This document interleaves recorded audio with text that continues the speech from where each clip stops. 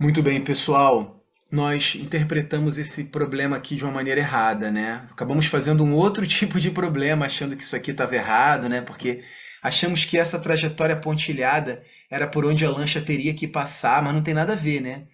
Na verdade, a lancha, o cara inclinou, né, a lancha, e aí, ao brigar com a correnteza, né, o bico da lancha está inclinado assim, só que a correnteza está empurrando o contrário. Isso vai fazendo com que a velocidade resultante vá inclinando, inclinando, inclinando, inclinando e faça ela descrever essa trajetória, né? Então o cara colocou alguma inclinação aqui, né? E aí vamos chamar isso de velocidade da lancha.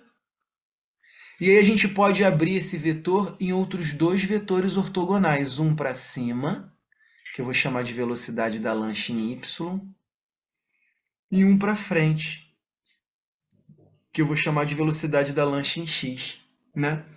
E aí ele avisou que ele fez essa travessia em 100 segundos.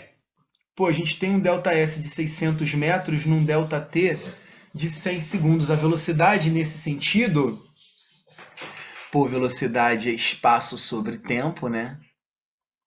600 sobre 100, tchum, tchum, a velocidade foi de 6 metros por segundo. E a velocidade da lancha, ele disse no texto que era de 10 metros por segundo, com essa inclinação aí. Então vamos analisar aqui, olha, se isso aqui vale 6, isso aqui também vale 6, certo? A gente tem um triângulo retângulo, em que um dos catetos vale 6, a hipotenusa vale 10. Quem é o outro cateto aqui? Esse cara só pode ser 8, né? É um triângulo pitagórico do tipo 3, 4 e 5, só que em dobro, né?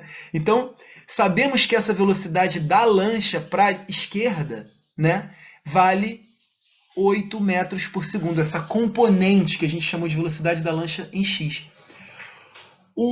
A velocidade resultante, na verdade, permitiu com que ela estava na direção de C e acabou chegando 400 metros depois. Então, ela se deslocou nesse sentido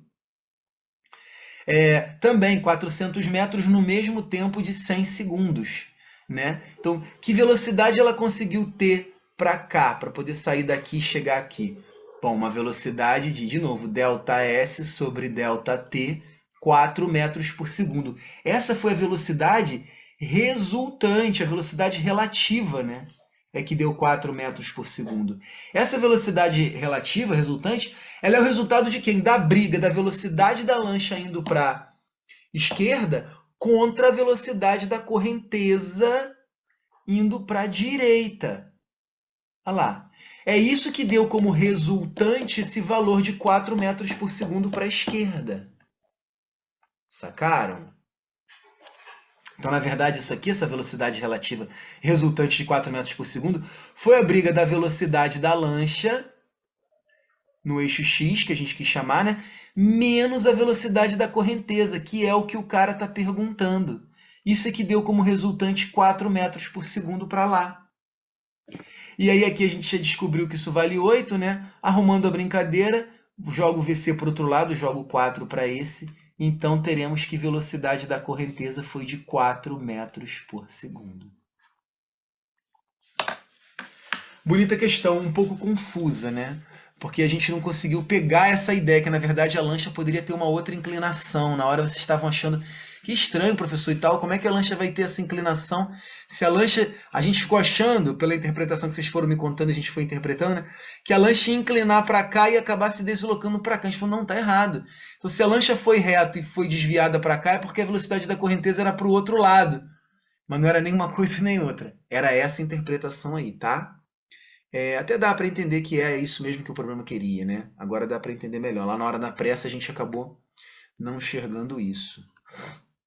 Vocês me pediram também. é,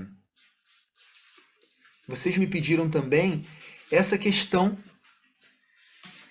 da força de atrito, né? Pediu para eu explicar melhor o que ocorre, né?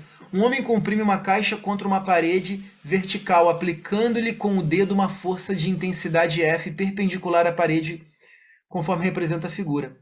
Sendo m a massa da caixa e g a intensidade da aceleração da gravidade, desprezando o atrito, responda qual o melhor coeficiente de atrito estático entre a caixa e a parede que impede seu escorregamento. Gente, Se essa parede for perfeitamente lisa, sabemos que isso não existe, e essa caixa for perfeitamente lisa também, nenhuma força no mundo que você fizesse aqui seria capaz de segurar um objeto na parede. Mas por que que na realidade a gente consegue? Por que que eu consigo botar um objeto na parede e fazendo uma força para frente segurar esse cara? Porque quanto maior a força para frente, não se esqueça que microscopicamente não existe nenhuma superfície 100% lisa, né? As irregularidades de uma superfície ao se encontrarem com as irregularidades da outra vão gerar sempre uma força de atrito contrária a esse arrastamento, né? A esse arrastamento. E essa força é tanto maior quanto maior for a força normal, ou seja, a força de compressão entre essas superfícies, né? Por isso, olha lá, força de atrito é μ, que é um coeficiente de atrito, vezes a força normal, que é essa força de compressão entre essas superfícies aí, né? Então é essa força de atrito que vai se equilibrar com a força peso. A força peso aponta para baixo, né? E aí essa força de atrito aponta para cima. E se a caixa não vai descer, não vai subir, são essas forças que vão se anular, sacou? Que vão se equilibrar. Força de atrito é igual a força peso. μ vezes a normal é igual a m vezes g. E aí parece que essa é uma questão literal, né? Vai seguir assim com esse algebrismo, né? A pergunta que ele quer saber, ele não disse a força F, ele disse que vai ser aplicada uma força F e que e que e quer saber o coeficiente de atrito para que não haja o escorregamento. Então ele está perguntando isso aqui, vai ficar indicado, né? Vai ficar respondido de acordo com o coeficiente. E quem é essa força F? Ela vai ter a mesma intensidade da força normal. Porque veja que você está empurrando um corpo contra uma parede, ele não está acelerando para dentro da parede. Só pode ser por quê? Porque a força da parede, que suporta isso, que é a força normal, vai ter a mesma intensidade dessa força F. É por isso que a caixa não vai nem para lá nem para cá, ela está em equilíbrio na horizontal. Então é porque essa força normal aqui, ela é igual a essa força F, que é a força que o cara está empurrando. Sacou? Então é isso que você vai usar aqui. Na verdade vai ficar μ vezes essa força F igual a m vezes g, aí depois resolve a parada lá. Não sei se ele quer que responda dessa maneira aí, né? Enfim. Ah lá, isso mesmo. O coeficiente de atrito mínimo vai ser calculado como o produto da massa vezes a gravidade dividido pela força aplicada. Falou, galera! O que mais que vocês querem? Cabeça da Bia aqui. É a cabeça da Bia? A cabeça de vocês é tudo igual, né? Com esse penteado. E o que mais que pediram aqui para resolver esse problema número 1, número 2? Espera aí. É...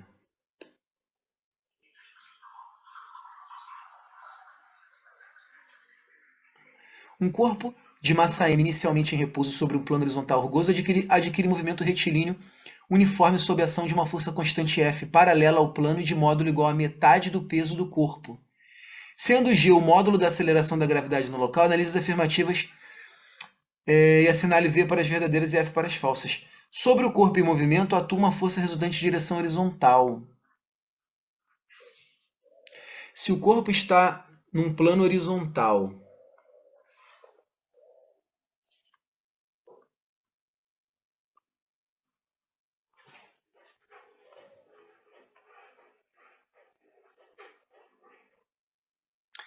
está indo em movimento retilíneo uniforme, significa que a força resultante é igual a zero, né, galera? A primeira lei de Newton. Ele está em equilíbrio.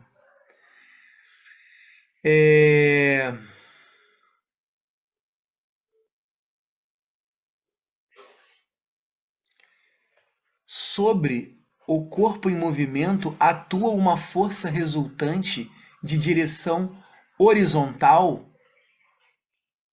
Não. Se ele está em movimento retilíneo uniforme, a força resultante é zero. Então essa primeira seria falsa. O coeficiente de atrito dinâmico para o par de superfícies em contato é 0,5. Vamos analisar. Ele disse que É uma força F constante paralela ao plano e de módulo igual a metade do peso do corpo. Então, sei lá, digamos que você fez uma força para cá, F, que vale peso sobre 2. E vai aparecer uma força contrária de atrito e que também tem que valer peso sobre 2, né? Para que ele esteja em MRU, né? Para que a força resultante seja igual a zero. Então essa força também vai valer peso sobre 2. Ele quer o Mi, né? Ele quer o Mi. Força de atrito é Mi vezes a normal. É Mi vezes a normal. Essa força de atrito está valendo peso sobre 2. E se esse corpo está num plano horizontal, a força que está para baixo, que é a força peso, se equilibra com a força normal que está para cima. Normal é igual peso. Então, Mi vai ser... Então, vai ser Mi vezes o peso. Peso corta com peso, de fato. O Mi vai valer meio. O Mi vai valer 0,5, sim. Verdade. Seguinte, a resultante das forças que o corpo aplica sobre o plano tem módulo igual a raiz de 5 sobre 2 mg. A resultante das forças que o corpo aplica sobre o plano. Atenção, o corpo aplica sobre o plano uma força menos normal, porque se normal, vou considerar em módulo só, uma força que tem a mesma intensidade da normal, só que para baixo, e uma força de atrito, né? E uma força contrária à força de atrito, porque o plano aplica uma força de atrito para trás e esse cara aplica no plano uma força de atrito para frente. Menos Fat, seria menos Fat, né? Menos normal e menos Fat. Vou botar em módulo, tá? Não nos interessa nesse momento o sentido. Pararararará. Então essa resultante aqui ao quadrado é igual a normal ao quadrado, que é o peso ao quadrado, né? Normal é igual ao peso, mais a força de atrito ao quadrado, que é peso sobre 2 ao quadrado. Então essa resultante aqui vai ser peso ao quadrado mais peso ao quadrado sobre 4.